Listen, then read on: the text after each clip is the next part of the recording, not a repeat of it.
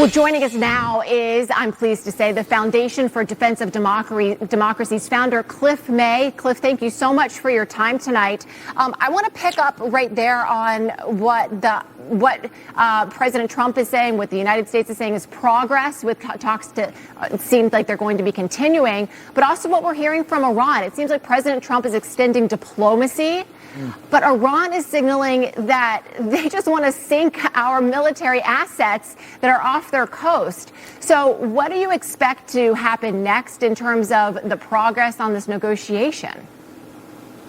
Yeah, I mean, you're absolutely right, Lydia. What you heard from Khamenei is that he is threatening the U.S. The Iranian side will want to drag negotiations out as long as possible. They'll try to do what they did to Biden, what they did very much to Obama, keep negotiating, hope that the envoys at Witkoff, for example, will say, you know, a bad deal is better than no deal. My job is to get a deal. Let's see what I can do. The president has very strict red lines. This is a regime that since 1979 has been chanting on a regular basis, death to Israel, death to America, and they want nuclear weapons and ICBMs, intercontinental ballistic missiles, to deliver those nuclear weapons. They have to be disarmed of nuclear weapons, and I would say of ballistic missiles as well. And by the way, they are still right now killing their own people in the tens of thousands. That has not stopped. So they're very good negotiators. They know what they're doing. I don't think, I understand the president always wants to be optimistic, but I don't think these guys want to give up the Islamic Revolution. And the Islamic Revolution its goal is Islamic dominance, and two nations, only two nations stand in the way. One's Israel and the other is the United States. Cliff, are you surprised that President Trump is hanging in on this negotiation so long? I mean, Iran's economy is in the tank.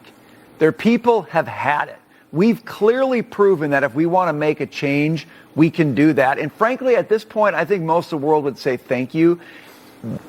Why is he hanging in so long? I think all that... Well, look, I think he always wants to give diplomacy a chance. He's a very rational guy in the sense he thinks surely they would rather have a deal than get hit and have themselves militarily crippled. They really want that. He may not...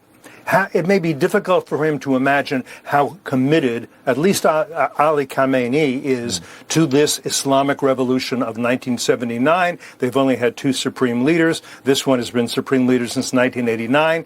He doesn't want to give it up and say, you know what I want is for my people to have a better life. I want them to have chicken in every pot at least once a week, maybe a good healthcare system. That's not who he is. He's not a young guy.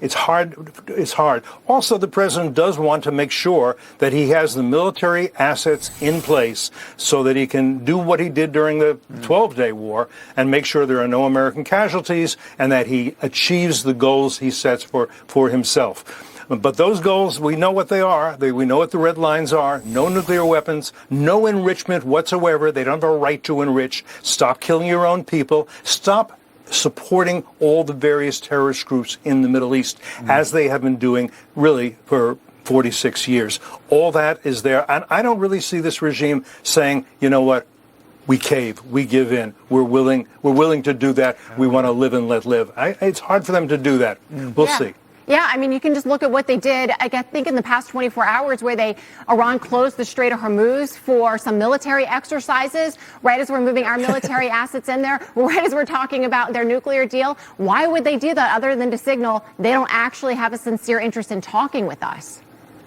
That's right. The Straits of Hormuz, they have no right to close that. They will make it their waterway if they can, if they have the military ability. I don't think they do, not if the U.S. challenges them. Others won't challenge them. Here's something else almost nobody knows.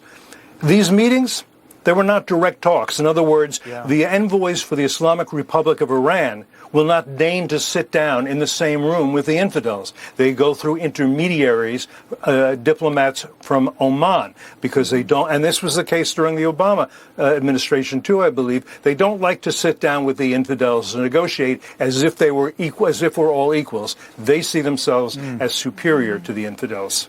Well, Cliff, I think it's a couple weeks before the talks resume again. Of course, we're going to follow every twist and turn and hope to have you back to help unpack all of it. Thank you very much for joining us, Cliff May. Thanks, sir. Thanks, Lydia. Thanks, Brian.